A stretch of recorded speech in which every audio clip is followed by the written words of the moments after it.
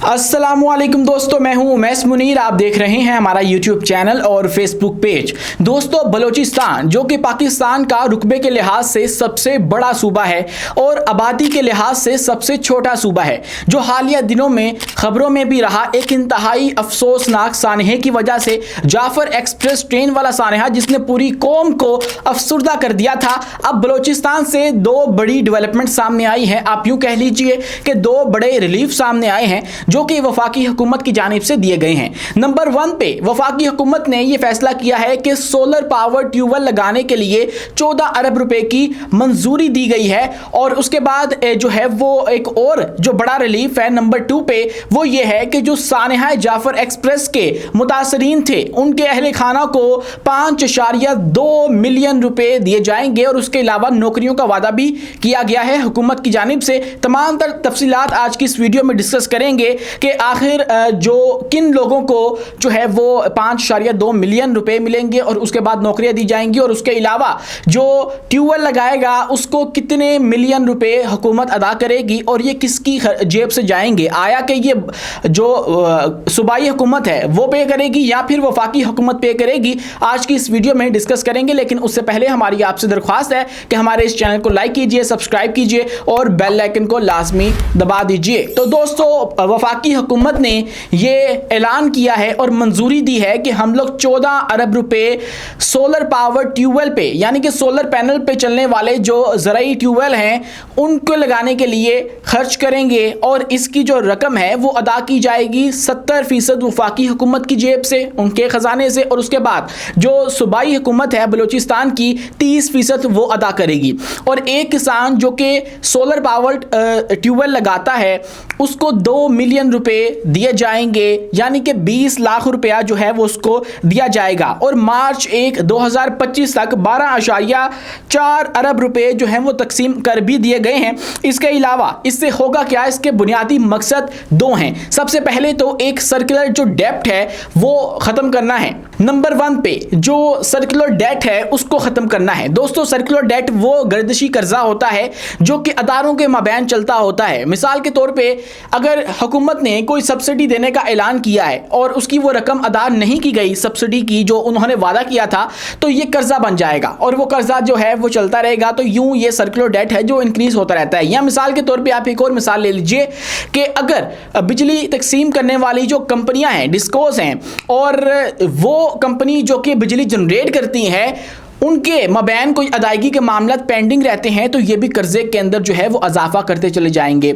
और ये भी जो है वो इकोनॉमी के लिए ठीक नहीं होता है। तो इसीलिए नंबर 1 पे इन ट्यूबवेल्स का मकसद ये है कि इस सर्कुलर डेट को ख़त्म किया जाए और उसके बाद जो हमारा इलेक्ट्रिसिटी के ऊपर इन्हिसार है ट्यूबवेल्स के लिए उसको कम किया जाए। ये दूसरा बड़ा जो मकसद है इसका है। इसके लिए स्टीयरिंग कमेटी का एक इजलास हुआ और इजलास की सदारत नायब वज़ीर आज़म इसहाक डार ने की है। इजलास में बलूचिस्तान के वजीर आला, वफाकी वजीर तवानाई, वजारत खजाना, पावर डिवीजन और बलूचिस्तान एनर्जी डिपार्टमेंट के आला हुकाम भी शरीक हुए।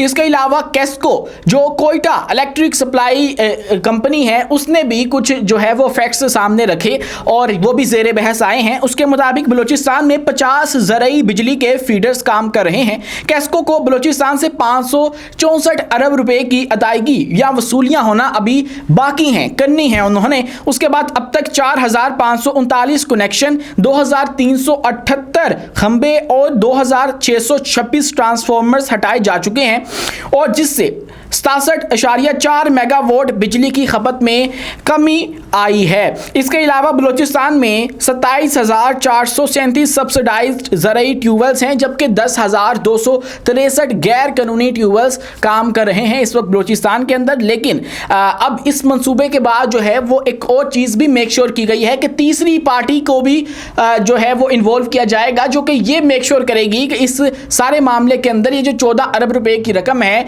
इसके अंदर कोई घपला तो नहीं हो रहा, कोई करप्शन तो नहीं हो रही, या फिर ये मामले जो हैं वो उसी तरह तो नहीं चल रहे जैसे ये माजी में चलते रहे हैं और अभी तक जो है वहाँ के लोगों का कुछ बन नहीं पाया है। इसी वजह से कि जो रकम ऊपर से अदा की जाती है सूबों को, वो ऊपर वाले जो सरदार हैं वो खा जाते हैं और नीचे वाला जो तबका है जो रियल में मुस्तहिक है, हक हकदार है उस तक वो रकम नहीं पहुंचती है। दोबारा ये तो नहीं होगा, इसको भी मेक श्योर करने की हुकूमत ने कोशिश की है। ये देखना बाकी होगा कि इससे वाकई इस पे अमल हो पाता है या नहीं हो पाता। इसके अलावा अगर हम बात करें कि इससे फायदा क्या होगा, तो सबसे पहले किसानों को सस्ती तवानाई मिलेगी, एनर्जी सस्ती मिलेगी, इलेक्ट्रिसिटी के जो बिल हैं उनको अदा नहीं करने पड़ेंगे उस तरह से भारी भरकम जो आते होते हैं। और बलूचिस्तान में ज़रूरी पैदावार बेहतर होगी क्योंकि पानी के लिए बिजली की फिक्र ही नहीं होगी उनको।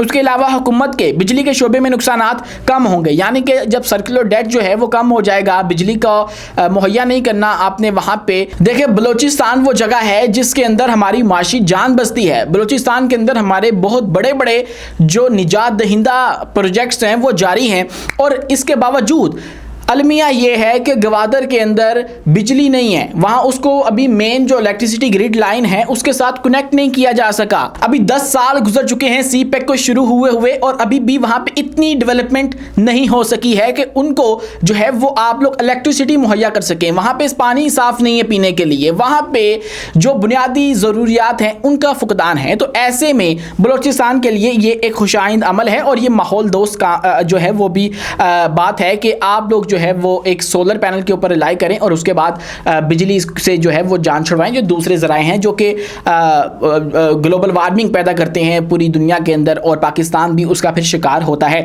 दोस्तों दूसरी बड़ी डेवलपमेंट जो है वो जाफर एक्सप्रेस ट्रेन सानहे के हवाले से है। वफाकी वजीर रेलवे हनीफ अब्बासी ने यह ऐलान किया है कि वो 2 अफराद जिनका ताल्लुक रेलवे से था और वो इस सानहे के अंदर अपनी जान गंवा बैठे हैं, हम लोग उनके अहले खाना को, उनके जो वारिस हैं उनको 2.5 मिलियन ईच देंगे। तो ये कुल मिला के 5.2 मिलियन रुपए बन जाते हैं जो कि वफाकी हुकूमत की जानिब से ऐलान किया गया है उन रेलवे मुलाजमीन के अहले खाना के लिए। और यही नहीं, इसके अलावा जो है वो मजीद जो उनको नौकरियां हैं वो भी देने का फैसला किया गया है महकमे के अंदर कि जिनके बड़े जो हैं वो इस सानहे का शिकार हो गए और शहीद हो गए। अभी तक ये रेलवे के हवाले से बात सामने आई है। मजीद जो सिक्योरिटी फोर्सेस के जवान थे उनको, उनके अहले खाना को किस तरह से जो है वो तसल्ली देने की कोशिश की जाती है, ये भी देखना बाकी होगा। ये बात तो क्लियर है कि हम लोग उनकी जो जानों का नुकसान है वो मुकम्मल नहीं कर सकते, उनकी भरपाई